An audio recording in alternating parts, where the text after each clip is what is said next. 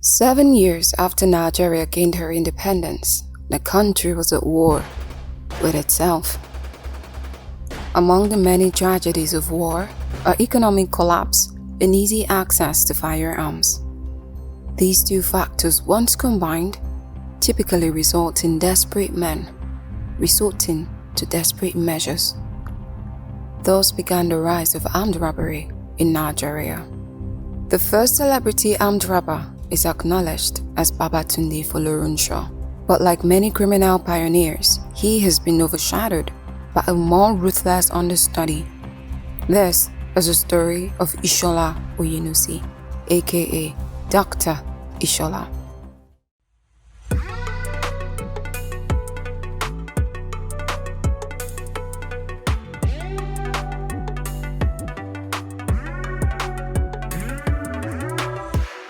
Welcome to a very Nigerian crime. Then Jesus said to him, "Put your sword back into its place, for all who take the sword will perish by the sword." Matthew 26, verse 52. Capital punishment, a justified killing of a person by the state in accordance with the laws of the state. It can be said to be the ultimate price being paid by an offender after being found guilty of a capital offense. The Robbery and Firearms Act of 1970 was introduced into law on the 8th of August by General Yakubu Gowon, the then Nigerian head of state. Section 47 subsection 2 of the act states that any offender armed with firearms or any offensive weapon or uses any personal violence to any persons, the offender shall be liable upon conviction under this decree to sentence of death. Nigeria's first ever public executions happened on the 1st of July of 1971. Babatunde Folorunsho and 2 others were executed by the means of firing squad. Dr. Ishola would follow on the 9th of September alongside 6 others, becoming the earliest public executions to have happened in Nigeria's history. Not much is documented about his earlier days. He was born in 1945 and is said to have hailed from Oyo State. He began his criminal journey in 1965. He was 20 years old at the time. It is reported that he took to crime because he felt humiliated by a man who drove a car past him and splashed him muddy water. He swore to himself, never again. First of all, Dr. Ishola was no doctor at all, and he claimed to have earned his nickname by administering illegal drugs to patients. Following his short-lived illegal medical practice, he moved on to become an apprentice at a medical workshop in Surulere, Lagos.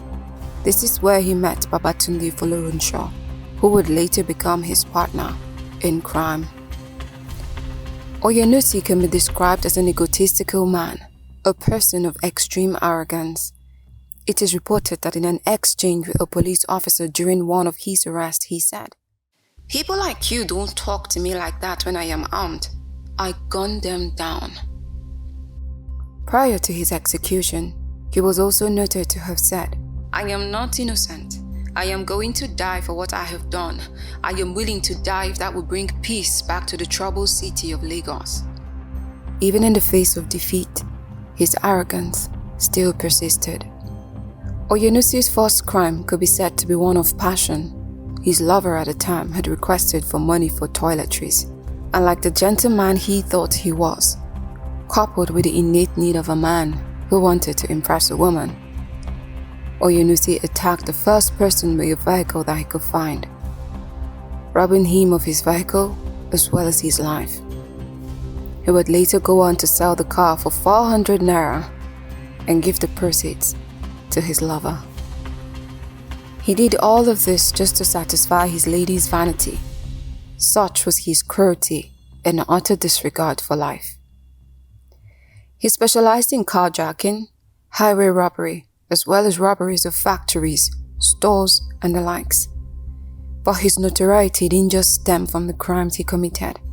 It included his violent nature as well as his uncanny ability to escape prison at will. How he achieved this feat is unknown, but it gave him an added air of mystery. He was dreaded by members of the public and the security personnel, with some even indulging in the belief that he could appear and disappear at will.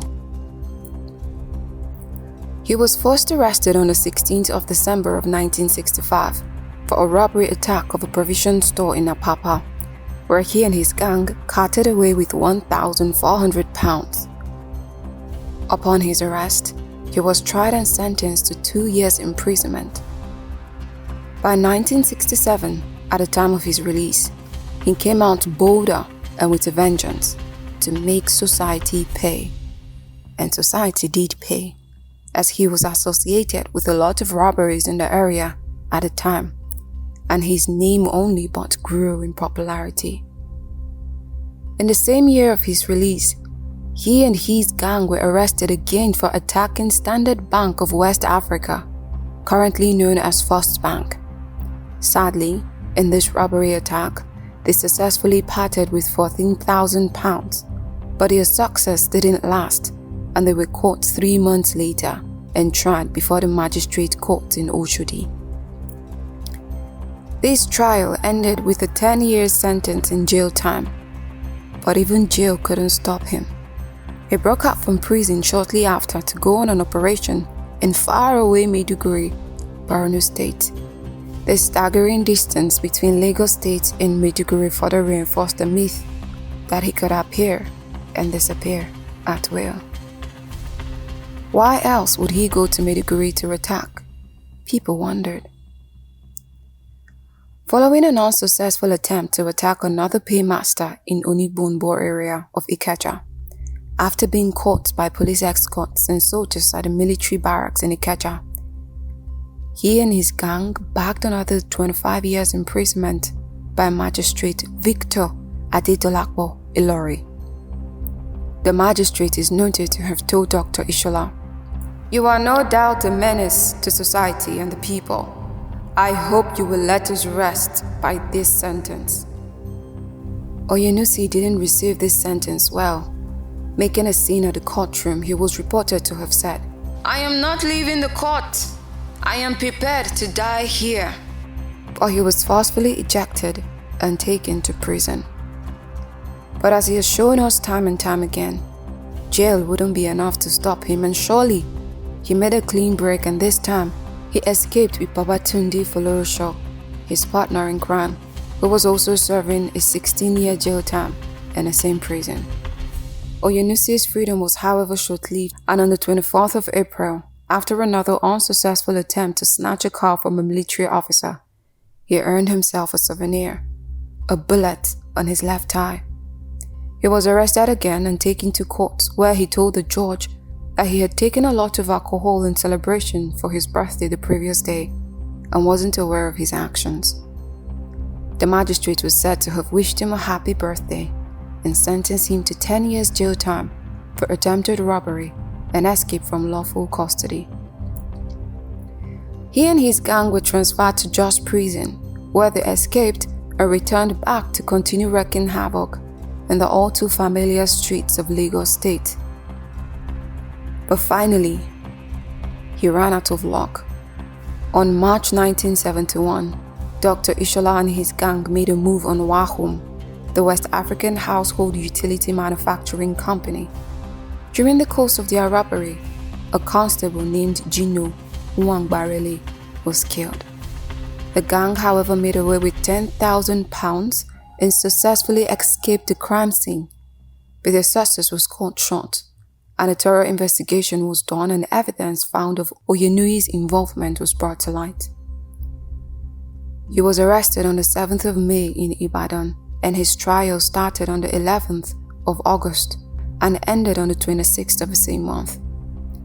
Oyenusi and 6 others were all sentenced to death by firing squad, following some judicial reforms made by Yakubu Gowon in 1970, making armed robbery a capital offense punishable by death. On the 8th of September, Oyenusi and 6 others, namely Stephen Undubuoku, Philip Onuora, Osas Osamedike, Ambrose Nwokobia, Ademola Adebiton, and Oluwale Phillips were arranged at the Victoria Island Bar Beach in Lagos to be executed by the means of firing squad. Dr. Ishola was said to be chatting with his fellow members and laughing heartily, even as they were tied to the stakes and condemned to die. With a reverend and an imam present to read out their farewell rites, they were executed by a 16-man firing squad, and it was estimated that approximately 6,000 people gathered to watch the end of a man who had terrorized them for so long, a man who was believed to be uncatchable, a man who smiled even at the time of his demise, a man who, like all men, couldn't have escaped the finalities of death. And that was how Oyenusi met his tragic end at the age of 26. The corpses were later untied and put in coffins before being driven to a cemetery in Yaba, where they were buried in shallow graves. Capital punishment and death penalty is quite a controversial topic around the world, with some groups in support of it and others against it.